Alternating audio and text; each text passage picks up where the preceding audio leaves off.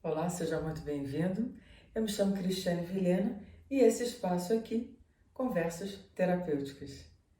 Conversas terapêuticas, juntamente com Pense, mas Pense Bem e Respira Não Pira, são conteúdos que eu entrego através aqui do meu canal no YouTube, com o objetivo de entregar materiais, histórias, conceitos, vivências, experiências, com o objetivo de te ajudar a pensar, a se pensar melhor, a respirar melhor e a entender terapeuticamente coisas que acontecem na sua vida ou na dos seus. Tudo isso contribui para que a gente possa ter um pouco de distanciamento para pensar, para se pensar e com isso qualificar um pouco mais as nossas atitudes, um pouco mais a nossa presença nesse tempo chamado vida. Para o encontro de hoje, o tema proposto é o do luto. E por que luto?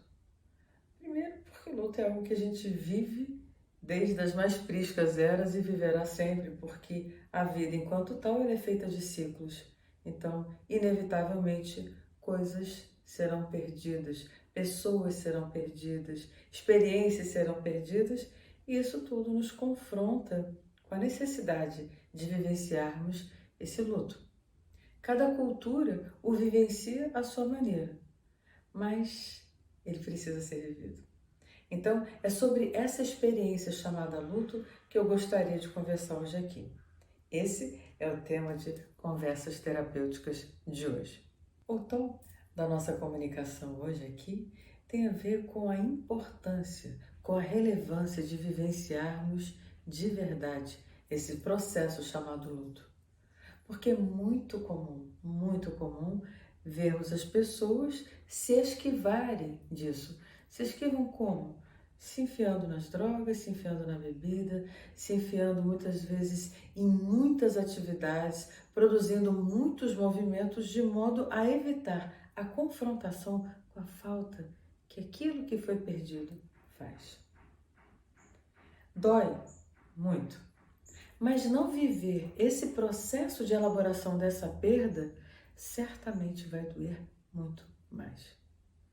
Porque isso que não é vivido e elaborado aqui, em algum momento ali na frente vai apresentar a sua conta e ela chega com juros e correção. A vivência do luto, obviamente, é uma vivência que exige cuidado, investimento, paciência, porque por mais que quiséssemos incorporar às nossas vidas a rapidez da vida pós-moderna, tecnológica, deleta, muda, troca tudo, não é assim.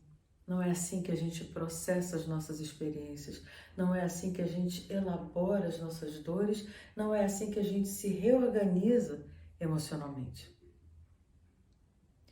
Mas, hedonistas que somos, né, queremos viver o prazer, queremos viver aquilo que está sempre tudo bem, a gente tende a evitar essa confrontação.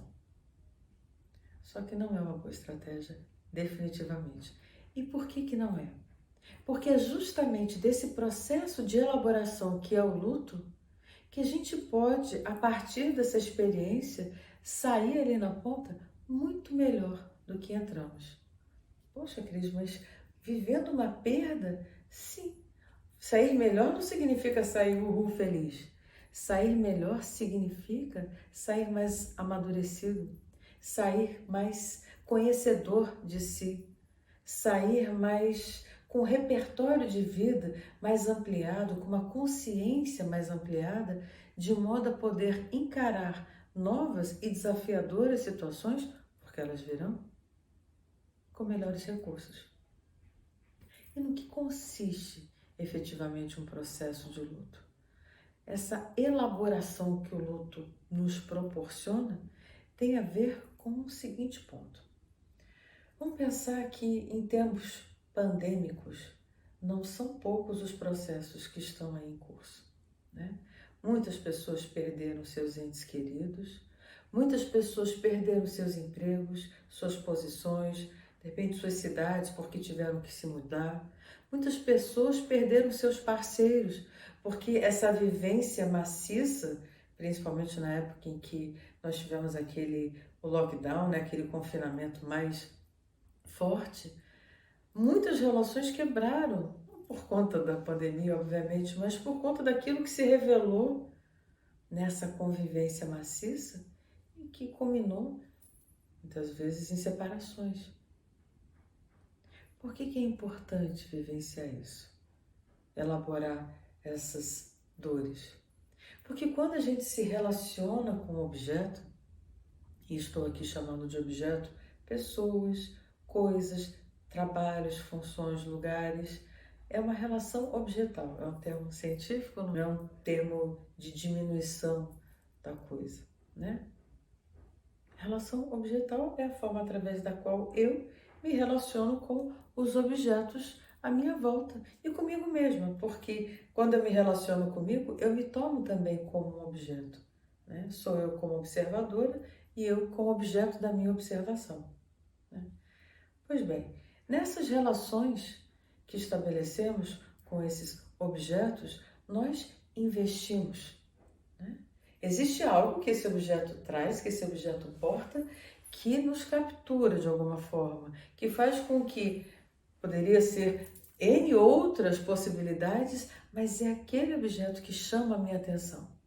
Porque tem algo naquele objeto que causa o meu desejo. E ali eu vou, seja uma pessoa, seja um trabalho, seja um projeto, enfim.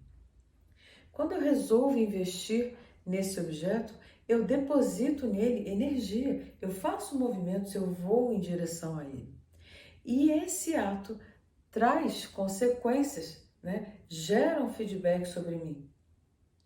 Esse feedback em relações saudáveis normalmente é positivo, mas isso não significa que a relação seja feita somente de coisas maravilhosamente lindas, poderosas e positivas, né? Óbvio, existem problemas, estamos nas nossas relações e não nos deixamos de fora. Portanto, estamos com as nossas qualidades, mas também com os nossos defeitos.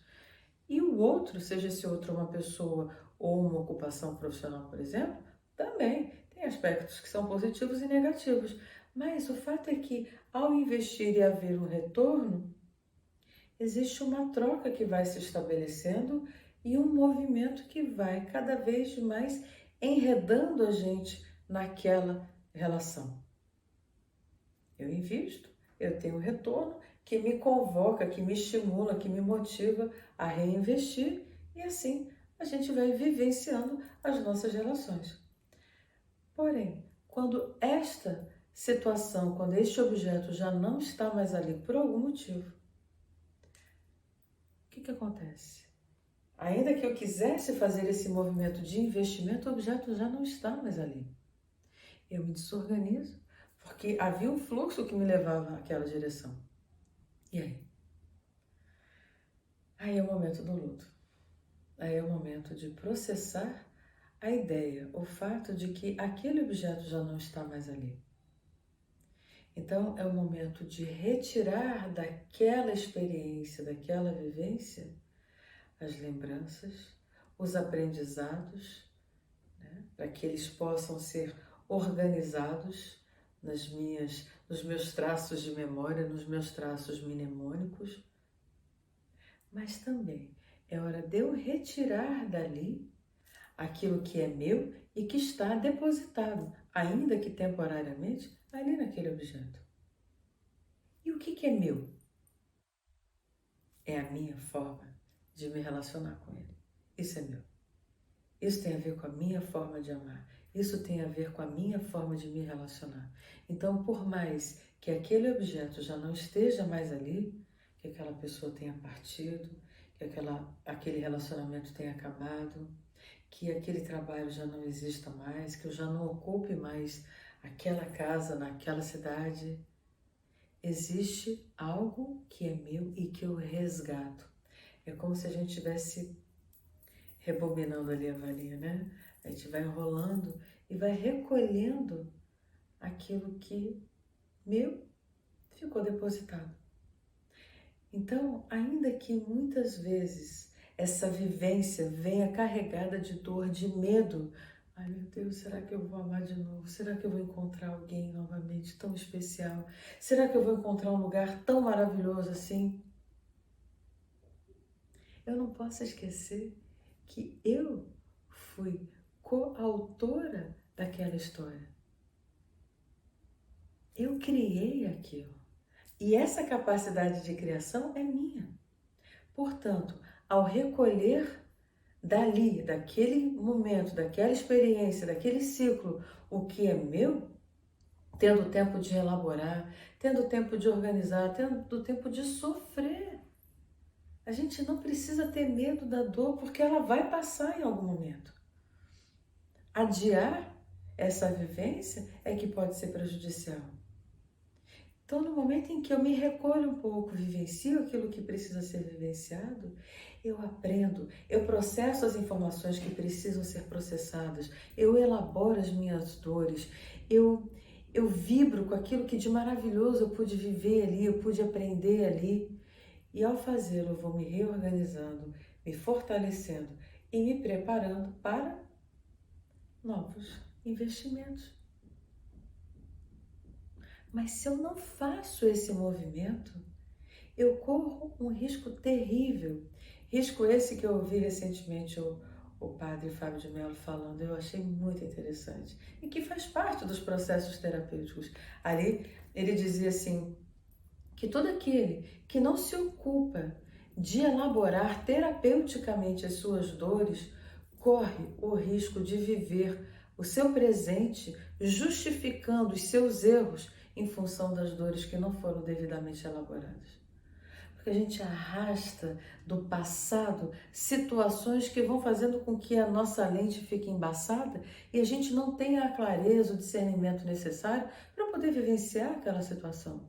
Porque a gente arrasta fantasmas, porque a gente arrasta filtros que estão completamente distorcidos em função de algo que não foi elaborado ali atrás.